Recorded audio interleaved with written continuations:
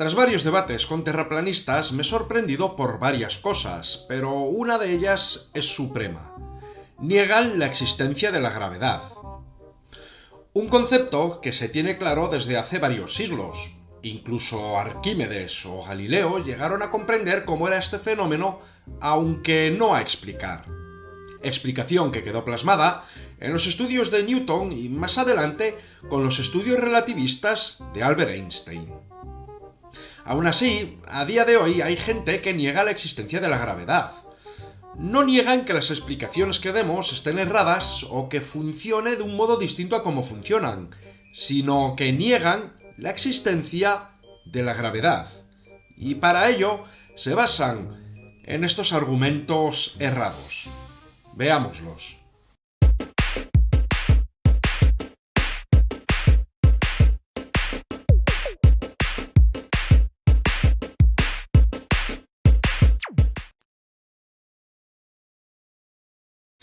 ¿Y si no es una fuerza, qué es?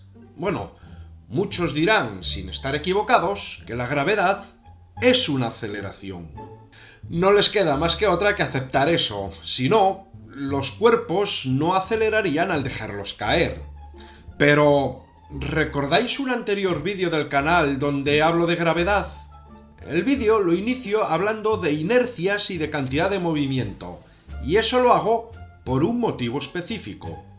En el vídeo explico que la cantidad de movimiento es el producto de la masa por la velocidad que tiene el objeto. Prefiero que me golpee una pelota a 30 km por hora que un camión a 30 km por hora. Sencillamente porque el camión tiene más masa aun cuando su velocidad sea la misma que la de la pelota. También menciono que este parámetro, la cantidad de movimiento, tiende a ser constante, y para modificar su valor es necesario aplicar una fuerza. Por lo tanto, una fuerza será todo aquello capaz de modificar el estado de movimiento de un cuerpo, y la variación de la velocidad con el paso del tiempo se define como aceleración. Aceleración. Por lo tanto, si la gravedad es una aceleración, necesariamente también tiene que haber una fuerza por ahí. Este argumento se está usando desde hace bastantes años en el terraplanismo, y parece ser que todavía no se han dado cuenta que los fluidos se ordenan por densidad debido a la gravedad. Vamos, que un globo de helio asciende hacia arriba en el aire precisamente por la gravedad. Los terraplanistas se limitan a decir que cuando un objeto es menos denso que otro, el más denso va hacia abajo mientras que el menos denso va hacia arriba. Obviamente, siempre que uno de los objetos sea un fluido. Eso no pasa si ambos objetos son sólidos. Pero, ¿alguna vez habrán sometido a cuestionamiento esta afirmación? No, no lo han hecho. Porque se deberían preguntar el por qué un pedazo de madera, al ser menos denso que el agua, flota en esta y no al revés. ¿Qué es lo que hace que la madera, al ser menos densa, flote en el agua y no se hunda, y un pedazo de hierro macizo se hunda en el agua y no flote? Bueno, no os lo preguntéis, la respuesta no os gustará. Ese algo es la gravedad. Y curiosamente se puede demostrar teniendo en cuenta una ley y un principio fundamental con respecto a la gravedad y con respecto a la flotabilidad. La segunda ley de Newton y el principio de Arquímedes. La segunda ley de Newton ya la hemos definido hace un rato. La modificación del estado de movimiento de un objeto será proporcional a la fuerza aplicada sobre este objeto para modificar su movimiento. Y esto es muy fácil de entender. Se necesita mucha más fuerza para detener un camión a 30 km por hora que para detener un balón a 30 km por hora. Un portero de fútbol detiene con sus manos y con facilidad un balón a esa velocidad.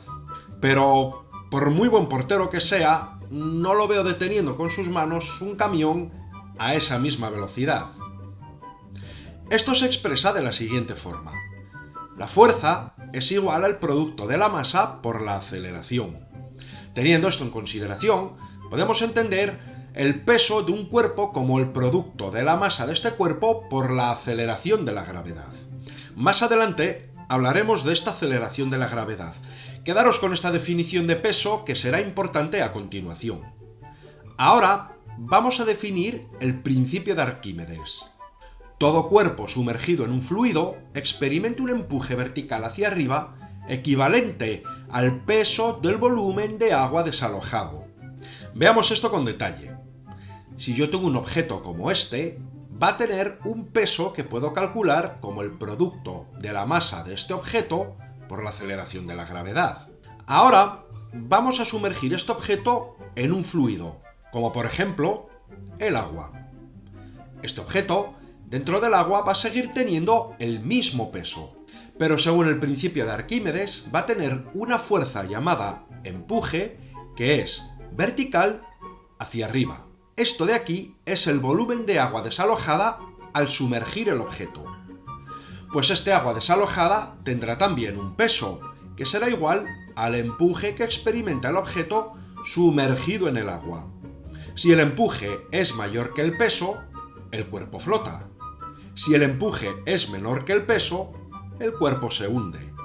Pero, ¿por qué lo más denso se va hacia abajo y lo menos denso hacia arriba? Pregunta que no responden los TPs. La densidad de un cuerpo es la masa de este dividido por el volumen que ocupa. ¿Qué nos decía el principio de Arquímedes? Recordémoslo. Todo cuerpo sumergido en un fluido experimenta un empuje vertical hacia arriba equivalente al peso del volumen de agua desalojado. Es decir, esta fuerza llamada empuje la podemos cuantificar como un peso. Si yo sumerjo el objeto en el agua y tomo el volumen de agua desalojada, el empuje será el peso de este agua y puede quedar representado por esta expresión: peso del agua desalojada igual a la masa del agua desalojada por la aceleración de la gravedad. La masa del objeto la puedo dejar en función de la densidad. Si la densidad del objeto es igual a la masa de este objeto dividida por el volumen que ocupa, la masa será igual al producto de la densidad por el volumen. Y podemos hacer lo mismo con la densidad del agua desalojada. Nos queda como que la masa del agua desalojada es igual al producto de la densidad del agua por el volumen de agua desalojada. ¿Cómo habíamos definido el peso de un objeto? Pues como el producto de su masa por la aceleración de la gravedad. Y si la masa la hemos definido en función de la densidad, podemos definir el peso de un cuerpo en función de su densidad. Esto será más o menos el peso específico. Por lo tanto, el peso del cuerpo sumergido en un fluido y el peso del volumen de agua desalojado lo podemos definir en función de la densidad. Si habéis conseguido llegar hasta aquí, os habréis dado cuenta que el volumen del agua desalojada y el volumen del cuerpo sumergido en el fluido es el mismo. Por lo que en la anterior expresión, volumen por la aceleración de la gravedad se puede considerar constante, y el peso del objeto, así como el peso del agua desalojada, quedará únicamente en función de la densidad. Y el peso del agua desalojada es igual al empuje, según el principio de Arquímedes. Por ello, si la densidad del agua es mayor que la densidad del cuerpo, el empuje será mayor que el peso del objeto, y por lo tanto el objeto flotará. Si la densidad del agua es menor, el empuje será menor que el peso del objeto, y éste se hundirá. Es decir, el que un objeto flote o no depende del peso de éste, en realidad es del peso específico, es decir, de su masa y la aceleración de la gravedad. Por lo tanto, el que un objeto flote o no depende de la gravedad.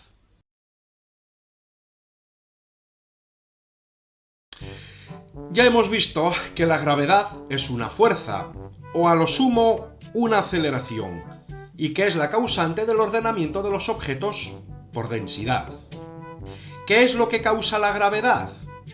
La respuesta es bien sabida por muchos, pero negada por unos pocos. La causante es la masa de los objetos. Es más, cuanta más masa tiene un cuerpo, mayor es su gravedad. Por eso la gravedad del Sol es mayor que la de la Tierra, y esta es mayor que la de la Luna. Pero, ¿podemos observar que la gravedad se deba a la masa? La respuesta es sí. Volvamos a la aceleración de la gravedad que ya habíamos introducido al definir el peso. Muchos de vosotros habréis escuchado eso de que el valor de la aceleración de la gravedad es de 9,8 metros por segundo al cuadrado. Pues bien, os han mentido como a bellacos. Bueno, no tanto. Simplemente eso es una aproximación a la realidad. Es un valor medio.